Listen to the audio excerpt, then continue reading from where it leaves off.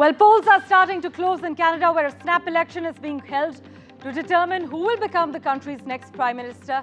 And it comes, as you know, just 6 weeks after Mark Carney was sworn in as Prime Minister, replacing his party colleague Justin Trudeau.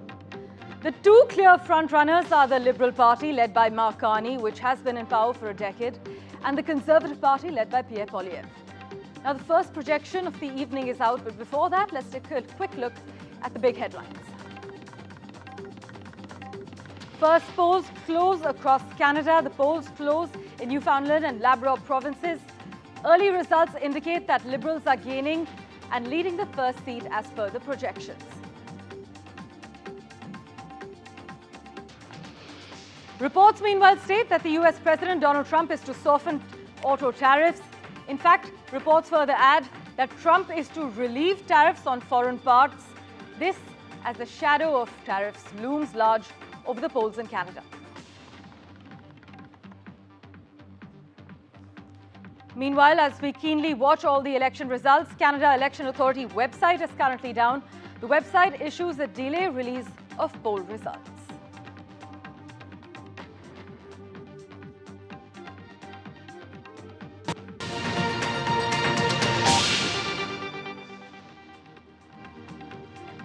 Well, polls are starting to close in Canada, where a snap election is being held to determine who will actually become the country's next Prime Minister. This, as Donald Trump in their neighborhood has caused quite the havoc with the tariffs.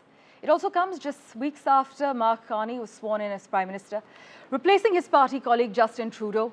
And the two clear frontrunners, as I mentioned, are the Liberal Party and the Conservative Party, the Liberals being led by Mark Carney, which has been in power for a decade, and the Conservative Party, meanwhile, led by Pierre Poilievre. The first projection is out from Canada's public broadcaster, CBC. It has gone to the Liberals. In fact, Philip Earle is projected to hold his riding in Labrador.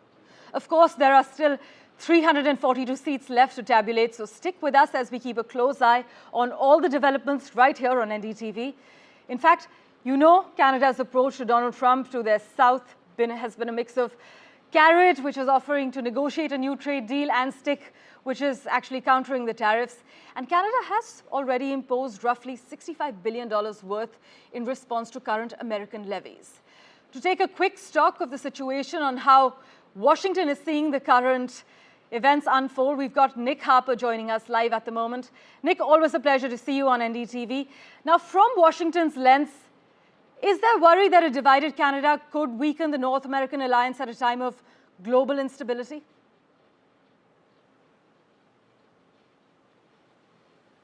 Well, I think from Donald Trump's point of view, he's happy for that chaos to be there. Indeed, he has been really the one that's been sowing that chaos.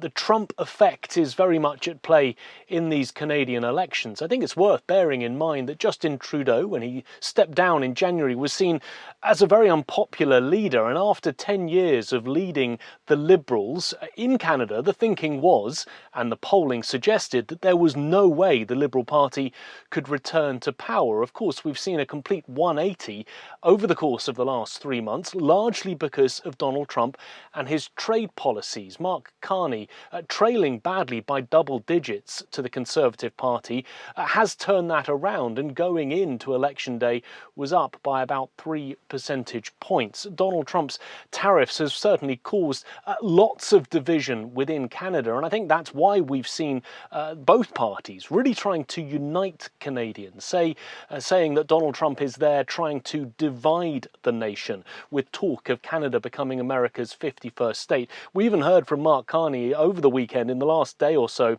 ahead of polls closing, saying that Donald Trump was trying to break us, Canadians, so America can own us. And he said that he was the man to try and unite the country. And really, it's all about which person Canadians feel can better stand up to Donald Trump at a time when that alliance between the two North American countries is very much under threat.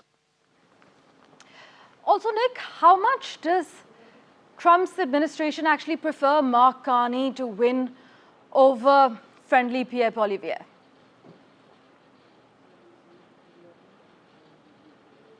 Well, I think in some respects they would have preferred Pierre Poilievre to be doing much better in the polls ahead of Election Day. He holds similar values to the Republican Party here in the US. The Conservative Party in Canada have that more right-minded thinking as opposed to the Liberal, more left-leaning party of Mark Carney. And therefore there would have been, I guess, some similarity between those two parties, between the Conservatives in Canada and the Republicans here in the United States. And in some respects, I suppose Donald Trump would be more worried about Mark Carney being the man in charge of the country after this election, as he is the one that has been much more of the firebrand politician over the last few weeks, being much stronger in his language about trying to stand up to the United States, really trying to push back with reciprocal tariffs being put in place by Canada on the United States as a result of Donald Trump's initial trade policies. So I think if Mark Carney continues to lead the country, if he wins this election, giving the Liberals another stint in power, that would be of more concern to Donald Trump as opposed to the Conservatives winning this evening. Well, Nick, do stay on with us as we quickly get in an update from Canada at the moment. Michael's joining us live as well. Michael, tell us what's happening at the moment. We believe that you have some latest updates for us straight from Canada. Yes, we do. Well, the East Coast has started to close, so the Conservatives have 11 seats and the Liberals have 21. I would concur with a lot that Nick had to say. I will say that I think Mark Carney ran a campaign that was based on fear of Donald Trump. What Pierre Poilievre ran a campaign on was that we need to stop the bleeding. 3 terms is more than enough. The deficit of $2.3 trillion is more than enough. It's time for change. And I would also add that I think the way that Pierre Poilievre would deal with Donald Trump and the tariffs is that 0 is 0. You have 0% of tariffs on Canada and 0% on the United States, and we would be one of the largest and most powerful trading blocs in the world, where I would say that Carney wants to be more antagonistic. So it'll be very interesting to see, as Nick pointed out, the 20-point differentiation that initially was how the election was set up with Poilievre in the lead.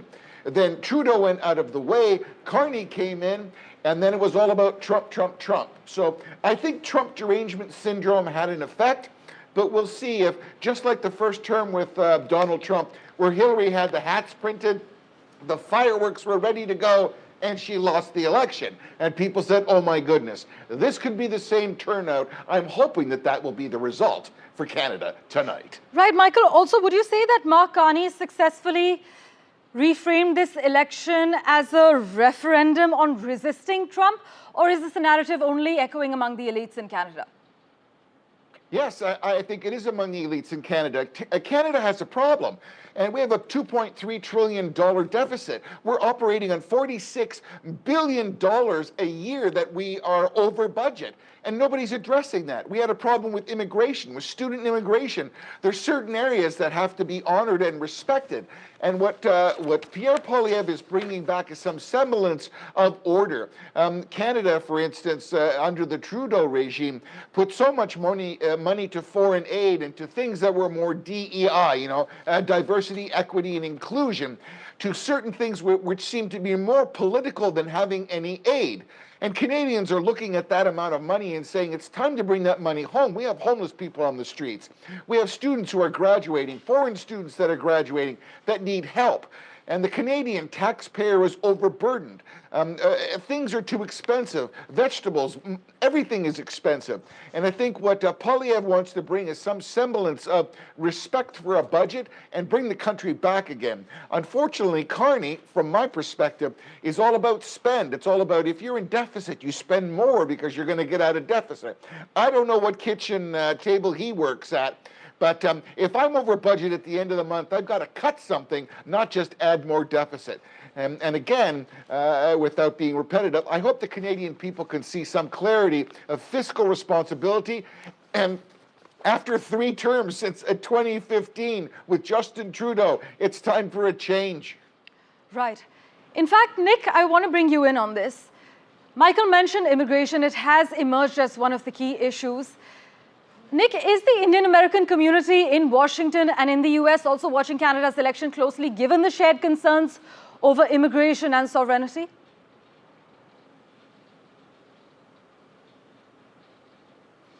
I mean, I'm sure they will be. Immigration has moved to the forefront here in the United States as a real driving force, a real motivating force for Americans. Of course, we saw Donald Trump win last year's election really because he pushed that immigration message very hard, saying that the previous Biden administration, the Democratic administration, had simply let too many illegal migrants into the United States. I guess what we've also seen from Donald Trump, now that he is within the Oval Office once again, is pushing on immigration as being an issue not just for the southern border that the US shares with Mexico, but also on its northern border that it shares with Canada. His original explanation as to why he was imposing tariffs on the US's two nearest neighbors, Mexico and Canada, was all down, he said, to immigration, the problem of too many illegal migrants crossing both borders, the south and the north, but also letting in illegal drugs, fentanyl, into the United States.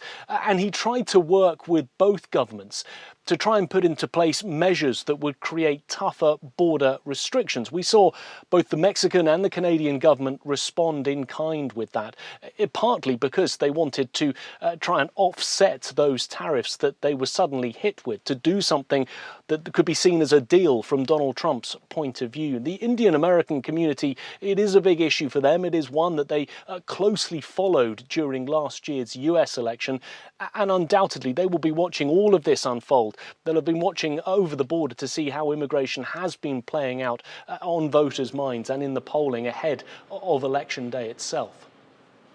Right. Nick, before I let you go, is Washington also seeing Canada's election as a test case for whether democracies can actually resist the strongman politics trend?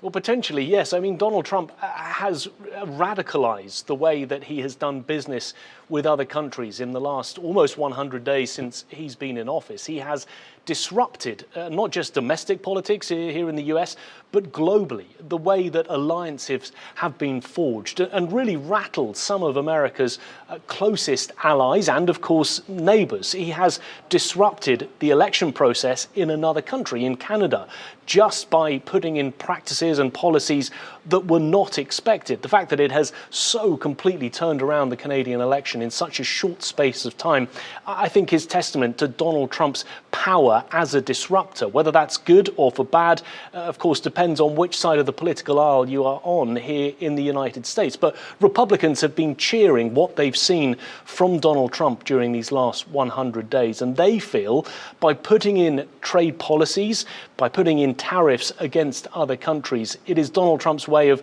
rebalancing that unfair playing field as they see it. The fact that there are trade deficits with other countries. I think it'll be very interesting to see how these election results play out in Canada, really to give us some sense of whether Donald Trump's power and influence transcends borders, transcends the United States, and whether ultimately he's able to put a very firm stamp on the Canadian election. As always, Nick, thanks so much for joining us with the latest. Also joining us, I'm told, Vikram Chaudhary, live from Brampton at the moment. Vikram, thanks so much for your time. I know it's been quite a busy few hours for you, but with such a large Indian origin population in Brampton where you are, how invested are voters in issues like Canada's sovereignty and Trump's annexation threats? Absolutely. If you talk about December 2024, the issues were different. It was more of the economy, more of unemployment, immigration. But all of a sudden, when Donald Trump came to power and his tariff threats, that's when the entire country united. And as Nick was pointing it out, it was more than anything else. I think Donald Trump had made it very clear that he doesn't have any love lost for Trudeau. And Mark Carney was seen very close to Trudeau's ideology. And then when Mark Carney became the prime minister, his retaliatory tariffs, people thought that perhaps he's the guy, he's the tough guy who can take Trump straight on. So here, Carney's experience as the governor of Bank of Canada and the Bank of England's governor, and when the economic meltdown of 2008, Carney was very well there and he saw it well. So somebody who has economics in his background and a very strong forte of that, people thought that he's the right choice for the moment. And then somebody who had, who had this cabinet committee where they were talking to the US officials, they were talking to Donald Trump. They thought that perhaps a new leadership perhaps would have to start from scratch, from zero. Here, Carney would be perhaps more at a point of advantage when he's negotiating with Donald Trump. So I think that's where he had the edge. And rest of the issues where many thought that he's taking over from where Trudeau left for the last 8-9 years of Liberal government. He proved them wrong. He said that I am not Trudeau, I'm Mark Carney. So he sent across that message very loud and clear that he's Mark Carney, he's somebody who knows how to correct the economics of the country and take the country forward. So in his last 1 month or so, he's proved his mettle, and he was seen as a very strong leader. So many, they didn't try Pierre Poilievre. So that's where Carney had the advantage. The entire country had united. Brampton had its different issues. The Indian community had its different issues. But today, it's the question of survival. For Canada, it's the question of survival. And Donald Trump is the main threat here in Canada. So many thought that perhaps Carney is better placed. And that's the reason why there were reverses where Conservative Party till about December had almost 20. They touched 20 points lead. And today we were talking where the mainstream media is saying that Conservatives don't have an edge anymore. Rather, Liberals, they are leading by 7 to 8 points. So as the early results come in from Atlantic Canada, I think Liberals are making a point there. Right, Vikram, thanks so much for taking us through what the hot issues are at the moment. In fact, to get in a word from Toronto, we have with us Yash Chawla joining us on the broadcast at the moment. Yash, thanks so much for making time for us. Now, we understand that affordability has been quite the crisis as far as Canada is concerned. Immigration has been one of the key issues. Take us through all the key issues in Toronto at the moment, and are we seeing any surprising tilts this time around? Well, to be very honest, there are a lot of key issues that bug the voters this time around. You've nailed it right by calling out immigration as one of the issues, unchecked immigration, and people finding loopholes out of loopholes, and the government not plugging in, because if you the immigration is actually a federal responsibility, and they were not doing it well. So there was a whole lot of a problem with that. Plus, at the same time, inflation hit an all-time high. I'll just give you a very simple example. If you order the same items from a previous order that you did from a service like a Walmart, like 2 years ago versus now, there's a good 20-25% jump. And that's something that the people were feeling the pinch. At the same time, common people like us who go to work, there was a lot of homelessness. There was a lot of issues with the housing, because the housing market has also, in fact, crashed in the last few days. But that's a very specific Toronto problem. And as you're well aware, that most population in Canada is centric around the GTA, which is the Greater Toronto Area, and towards the west coast of Vancouver. So those were some of the big issues, and I felt that as I spoke to my friends who were also first-time voters and some of the other colleagues I've had, they're very confused. And to be honest, that means that tonight's going to be a very long night when the results keep tumbling out. But an incredible turnaround per se. The local canvassing was at its all-time high in the last couple of weeks, and there were people coming door to door. The local representatives where I live in Richmond Hill, Ontario, they were coming door to door. They were making the same kind of promises. And it's going to be an interesting night. The graphic on the screen says it. It's going to be neck to neck. What I'm also reading up online is that the Atlantic states are going to get flipped. So there might be a surprise coming in. But let's see what happens. Well, we'll keep a close eye on any surprises coming in with you, Yash. Thanks so much for joining us with that quick update. Michael, I want to bring you in here. The pressure of sky-high rents, home prices, it seems to have created quite a voter swing in many parts. Take us through the early trends and also the key issues that have emerged for you that many may be missing at this point. Well, I think, first of all, it is the relationship with the United States. I think what Mark Carney did was stoke the fire of fear, the big bad, the United States. Canada put itself in a position where 75% of our product, our largest consumer, is the United States. You can't cut the hand that feeds you immediately. It takes some time. I think that reciprocal tariffs that Mark Carney immediately put on was a reactionary position that he had to take to stand up so Canadians know that we're not going to be taken advantage of. But the reality is that North America, as a trading group, as a production group, Canada and the United States would be much, much stronger and would be a much more viable economy together against the world, if you wish, if there was zero tariffs back and forth. I think one of the things that Poilievre said at the very beginning, which was very emblematic of our Ontario Premier, Doug Ford, is that zero tariffs, zero on you, zero on us. The integration of the auto industry and the manufacturing in Ontario and the United States, it can affect almost 120,000 jobs in the United States and approximately 160,000 jobs in Canada. I mean, the mayor of Brampton, Patrick Brown, knows very well the Chrysler plant in Brampton and those people who depend on that plant. So I think that's first and foremost. Secondarily, Canada also has to understand that China now has said to the United States that they're going to eliminate their precious metals. The United States needs precious metals, not only for their military, but for their manufacturing. Of course. China had said that they are going to stop with the magnets. So there are many pieces that go into this puzzle, but I'm still hoping that the Conservatives are going to pull it out. Well, let's wait and watch. We're keeping a close eye on all the latest developments straight out of Canada. Thank you so much, gentlemen, for making time for us. Slipping into a quick commercial break. Back in a moment with much more. Do stay tuned.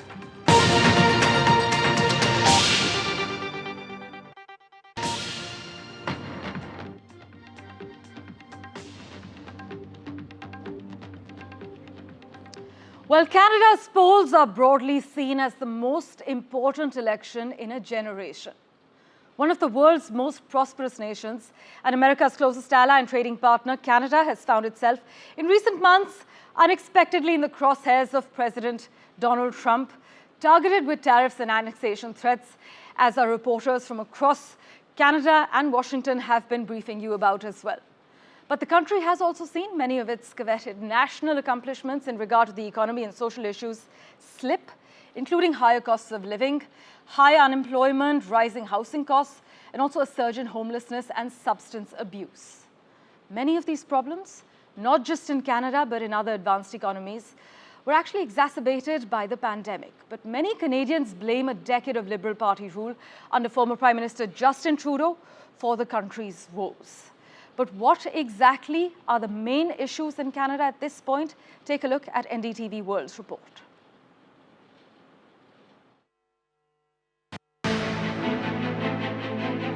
As Canadians head to polls, the major parties have made their final push to address some key issues. So what are they, and how are they shaping one of the most consequential elections in the country's history? One of the most important issues is the cost of living crisis, something Canada has been grappling with for years. Both the main parties, the Liberals and the Conservatives, have promised tax cuts for people in the lowest tax bracket. While Liberals are offering 1 percentage point cut, their opponents have promised to lower the rate from 15 to 12.75%. The campaigns have hinged on how the next leader would handle the trade crisis with its closest economic ally, the United States. The Conservatives have vowed tax relief for workers affected by the Trump tariffs. On the other hand, the Liberals have said they would help workers and businesses with the money raised by counter tariffs. Another issue affecting millions is skyrocketing home prices. While the Liberals want to create a federal entity that would act as a developer for affordable housing, the Conservatives are aiming to build 2.3 million homes in Canada in the next 5 years. With primarily these issues in mind, Canadians will decide who leads their country through some troubled times. Vishal Vivek's report for NDTV World. Look, I'm a very different person from Justin Trudeau. Further clarity, joining us on the broadcast at the moment, we have with us senior journalist from the US, live from Washington, Ray Locker. Daniel Boardman joining us live from Toronto. Also have with us Randall Henson, professor of political science from the University of Toronto. And joining us in a few moments from now, we will also have ground voices from Canada. Daniel, I want to get in a word live from Toronto first. Would you say Mark Carney has successfully reframed this entire election as a referendum on resisting Donald Trump? Or is that narrative only playing among elites is what you would argue? Well, I mean, in a sense, I think that's a decent analysis. I think Donald Trump did a better job of framing the election around Donald Trump than Mark Carney ever did.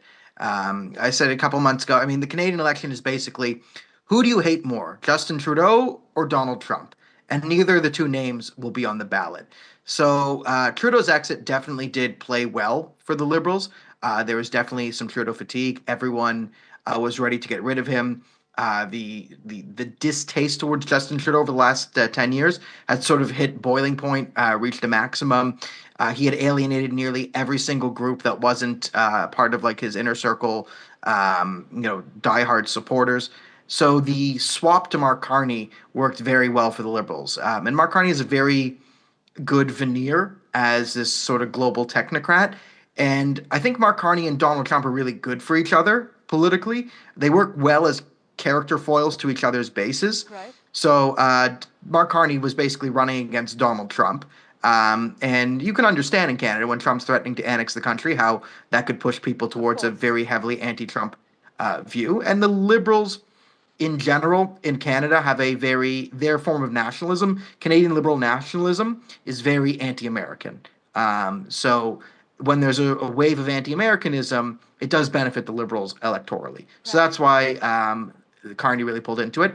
And Donald Trump seems to be kind of softly pushing Mark Carney and antagonizing people because I think Mark Carney is a much better villain for Donald Trump than Pierre Poilievre would be, because if Pierre Poilievre, who is a very well-spoken economic, small C conservative, can talk about the value of free trade and all that, if Pierre Poilievre were to go on someone like the Ben Shapiro show and be able to connect with conservative Americans and explain why the whole tariff war is ridiculous, it could really undermine Trump as people see another strong, reasonable conservative leader on the continent and can cause some problems.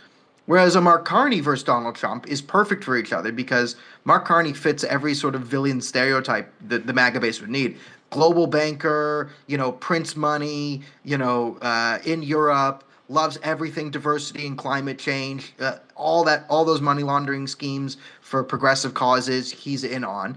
If Klaus Schwab is no longer, the villain of the internet right, Mark Carney is a perfect substitute for whatever, globalist conspiracy you want. So Carney's attempt and Trump's attempt to frame this as a Donald Trump election, of course, as I think it's been the biggest boon to the Liberals. If you look at the reason why people are voting conservative, it's a split of housing, crime, education, this, and this.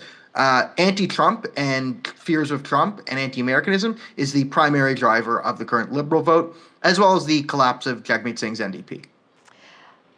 Daniel, then, would you say this election is about the anti-Trump drive, economic competence, cultural survival, or simply just damage control against an uncertain American neighbor? Yeah, this is a very strange election to say what it's about, because it's a snap election after we got rid of Trudeau with Donald Trump coming in. This is a very consequential but whirlwind election. And again, it was only 38 days, and everyone was sort of weirdly caught off guard from it when we were kind of headed towards an early election for the last year. So it's a very strange election in Canada. Whereas I think sovereignty is the number one thing, but all the parties are very much aligned. There's no party, neither the Liberals or the Conservatives are going to cede sovereignty to Donald Trump. And, if you want to get technical on it, a Liberal win, the way America would annex Canada is if Alberta were to hold a plebiscite and leave, and then decide to join the states. I mean, the loss of any of the provinces would break the country. So if the Conservatives win, I think Alberta there's no chance of Alberta leaving. If Mark Carney wins and continues the Liberals' antagonism towards the West, and the Trump administration kind of decides to learn what it's talking about when it mentions Canada and doesn't just sort of fly off the handle without any guidance, there's a scenario where they can entice a plebiscite in Alberta with 51st statehood.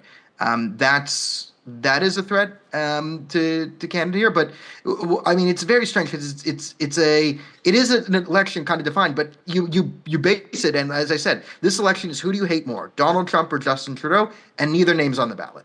Right. So this election, as Daniel is arguing, is about who you hate more. But the former Bank of England boss, Mark Carney, he became Canada's Prime Minister after he was sworn in last month, and now he's fighting to stay in the job after calling a snap general election, which will see Canadians pick their new leader and who is going to be up against Donald Trump and his protectionist policies. Mark Carney was actually the first non-British person to take on the top banking role in the central bank's more than 300-year history.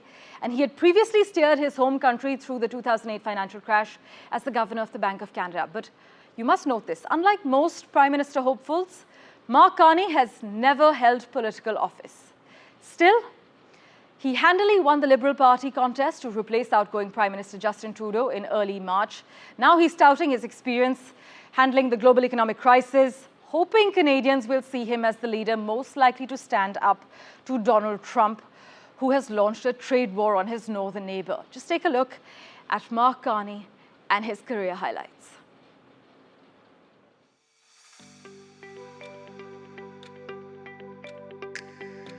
Once better known in financial circles than political ones, Mark Carney is now at the centre of Canada's political future, leading the Liberal Party to become Canada's 25th Prime Minister. Carney took the baton from Justin Trudeau at a moment of political uncertainty and global tension.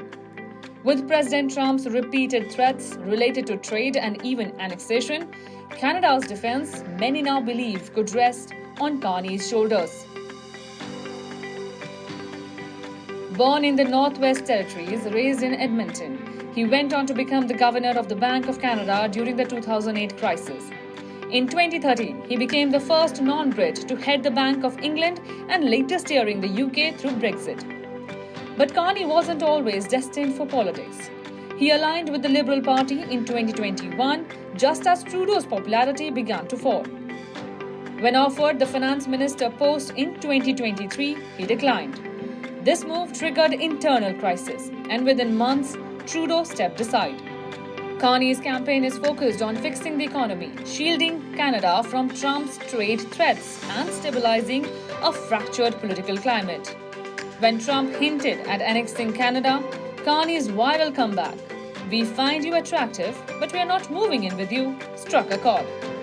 His international credentials give him credibility in navigating economic turbulence. But critics argue he spent more time leading foreign institutions than serving Canada. As Canada decides, whoever is the Prime Minister next will have to deal with the volatile US President, among other challenges. With Ridhima Kedia, NDTV World. Right. For further clarity, we also have with us, live from Toronto at the moment, Professor Hansen, who's a professor of political science at the University of Toronto. Thank you so much, sir, for making time for us. Is this election another example of how democracy is actually being forced into choices between competence and populism? What would you argue? Well, that's an interesting framing of it. I mean, many of the points have already been covered. Mark Carney is quite simply the luckiest man on the planet.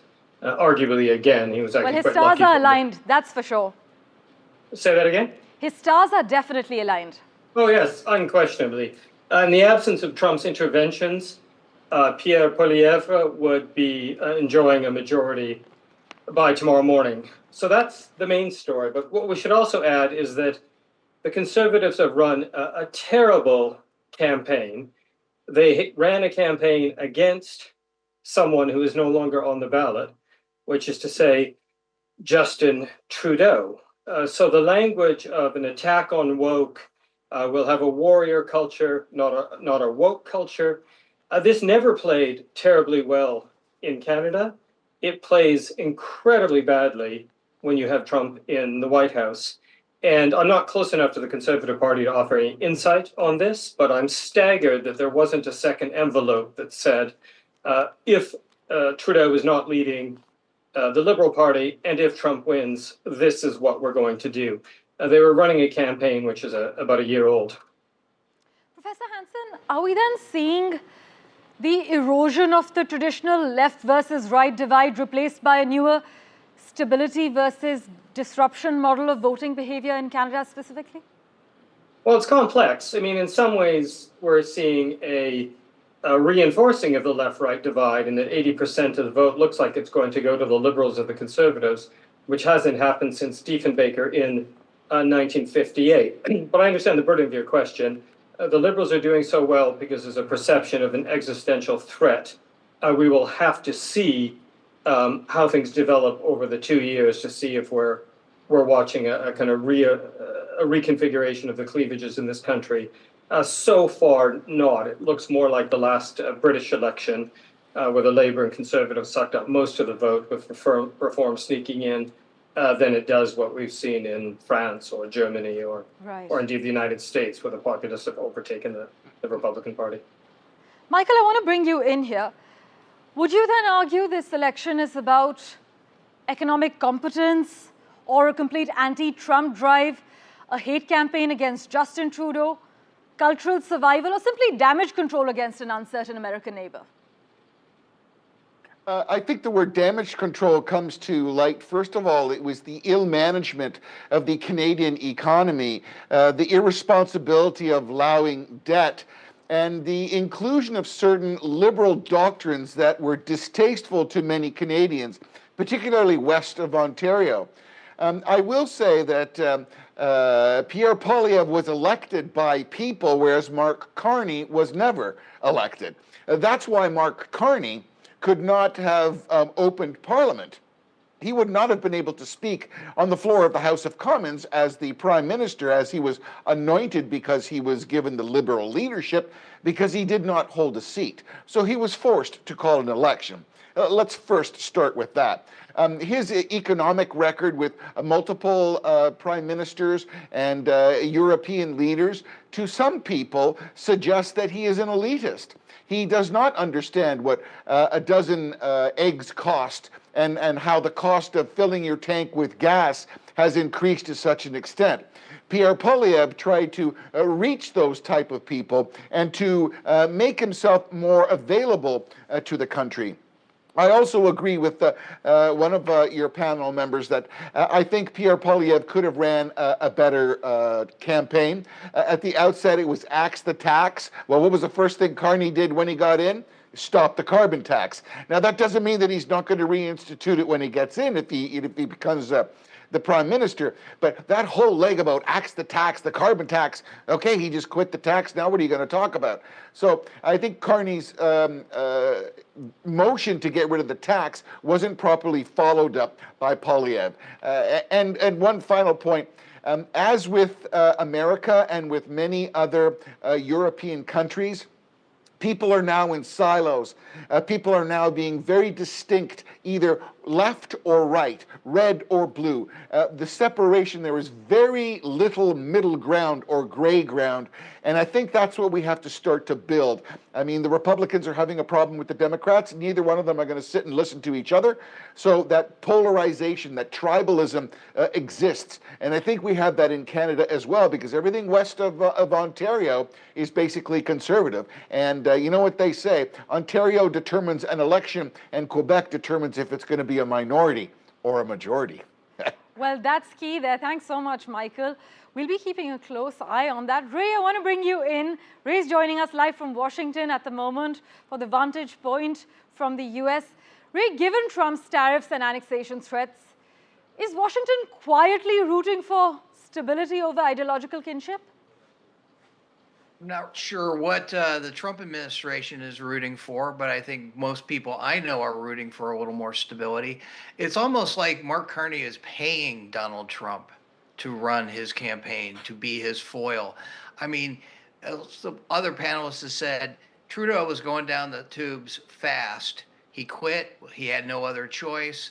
Carney steps in. And then Trump is like throwing him a lifeline. And when Canadians look at what's happening in the United States, Trump is not popular anymore. He never was really popular, but now he's underwater on most of his major issues. Our economy is all over the place. Nobody knows what's going to happen. He changes his mind all the time. And if you're in Canada and you're voting and you're like, this guy wants to annex us, people say they don't. Mark Carney says he doesn't want to do that. I'm going to vote for that guy, regardless of what other problems I perceive out there. Well, Ray, could Canada's political turbulence then accelerate America's own debates about things like alliances, democracy, and even the trade policy in the next Trump presidency? Yeah, I think so. The current policies that are going on? Yeah, I think so. I mean, because the countries are so closely linked and Trump keeps sticking his hands into Canadian politics.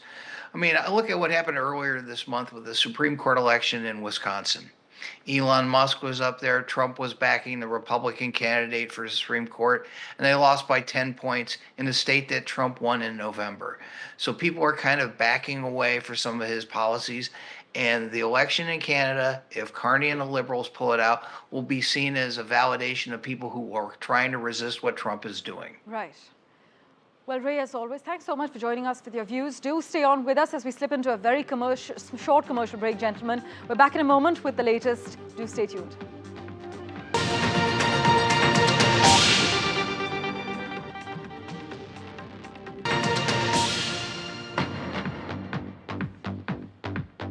Well, you're tracking the detailed coverage on Canada's polls with us on NDTV. We've got a panel of experts throwing lights on all the key issues that are concerning the voters in Canada and whether Mark Carney will now be leading the nation and whether he'll be elected to do so.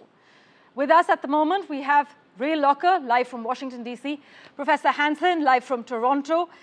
Professor Hansen, I'd like to just quickly bring you in on one other aspect. Is the Canadian election another sort of example for how leaders from across the West should actually stand up to Donald Trump and his protectionist policies and transactional nature? Well, it's a fascinating question because there's really two models out there, and you can cite some evidence in favor of both of them. Carney and Canada generally has stood up to Trump. China has done so to a superlative degree. And the British are pursuing a strategy of accommodation, if not appeasement. There are different views on this, but as far as I can judge Donald Trump, when he smells weakness, he smells blood. And what we've seen in response, above all, to China, but to a degree to Canada, when he exempted from some of the tariffs those goods that were covered by free trade acts, is that he will respond to strength. So that's a long and rather academic way of saying, yes, I think there's something to what you're suggesting.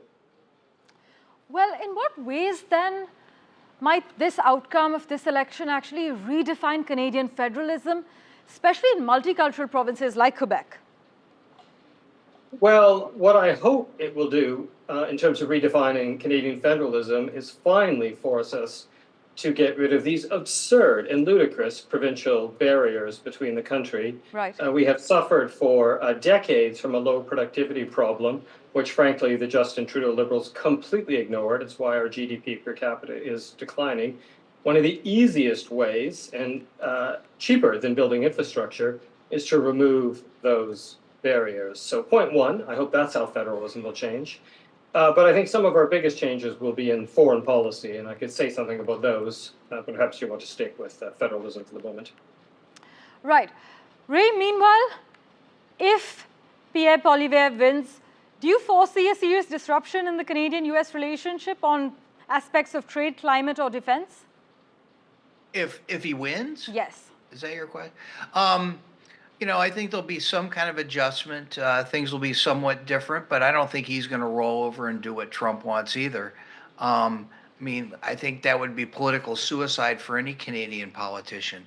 He might be a little more accommodationist. I think, before Trump started with all the tariffs, he was seen as kind of a Canadian Trumpy figure, if not quite as extreme or mercurial.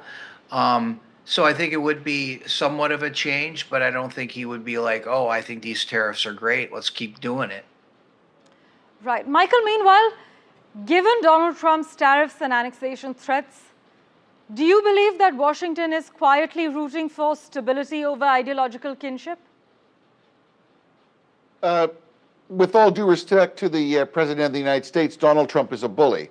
You talk about annexing Canada, you talk about Canada being the 51st state, you talk about Governor Trudeau. All those are little jabs to see how far you can go. I think Canada respected Mark Carney standing up and saying we will not address that.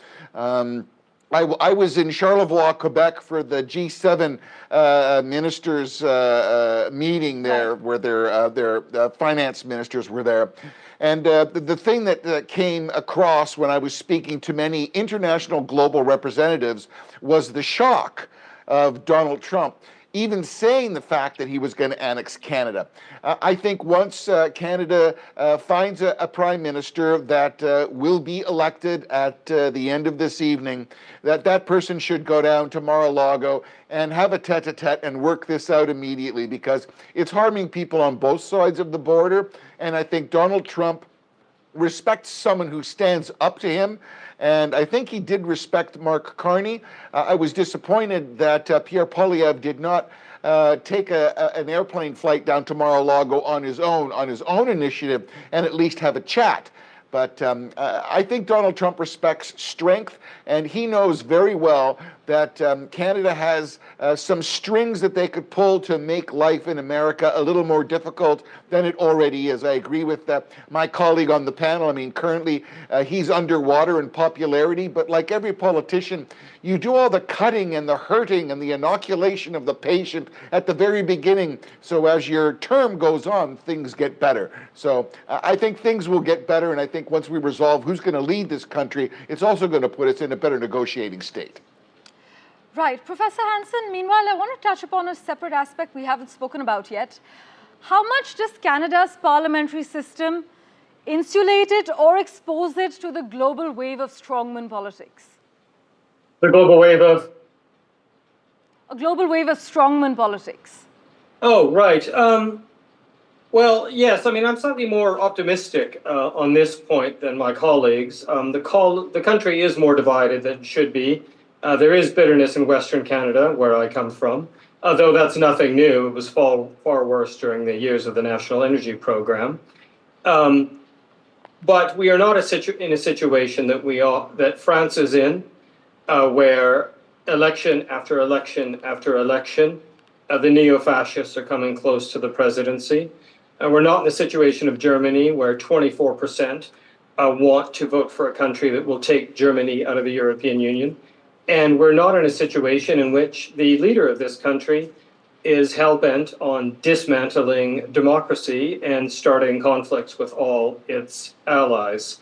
Neither candidate is actually a strong man, frankly. And so I don't think we are in that space. And to some degree, the disaster that is the Trump presidency will inoculate us against that. But I think there are cultural breaks on that in this country anyway. Right. Michael, meanwhile, I know that the Conservatives have rallied against the cost of living crisis. Justin Trudeau's name has been propped up as far as how Canada has been shambles, has been related to his reign. But do the Conservatives have specific policies to solve the cost of living crisis in Canada? Or is their solution more, we're not the Liberals? Well, I think Mark Carney was late in publishing his platform.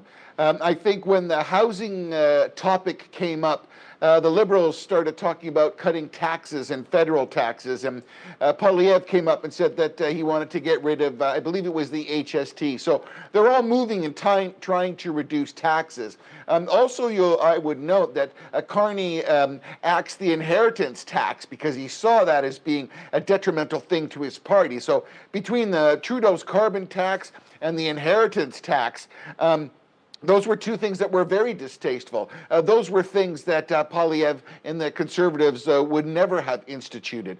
I think one of the other points, too, is Poilievre's campaign has talked about cutting the cost of government, making things smarter and more efficient, whereas I think some of the initiatives that Mark Carney was presenting was increasing the deficit and thinking, we come back to that kitchen table aspect, when at the end of the month you're short $1,000, you don't go another $1,000 in debt to be $2,000 in debt and think that it's going to solve your problem. So I think this is kind of like the inoculation syndrome that's happening, which is what America is going through now. Well, gentlemen, thank you so much for joining us with your views on NDTV. Canada's polls are broadly seen as the most important election in a generation. One of the world's most prosperous nations and America's closest ally and trading partner, Canada has found itself in recent months unexpectedly in the crosshairs of US President Donald Trump, targeted with tariffs and annexation threats. But the country, you must note, has also seen many of its national accomplishments in regard to the economy, social issues slip, including higher costs of living, as we've discussed, high unemployment, rising housing costs, as well as a surge in homelessness and substance abuse. Many of these problems, not just in Canada, but in other advanced economies as well, were actually exacerbated by the pandemic, but many Canadians blame a decade of Liberal Party rule under former Prime Minister Justin Trudeau for the country's woes. Now, will Canada turn the tide? Well, we'll be tracking all the latest key developments for you right here on NDTV. Slipping into a very quick break for now. Back in a moment. Do stay tuned.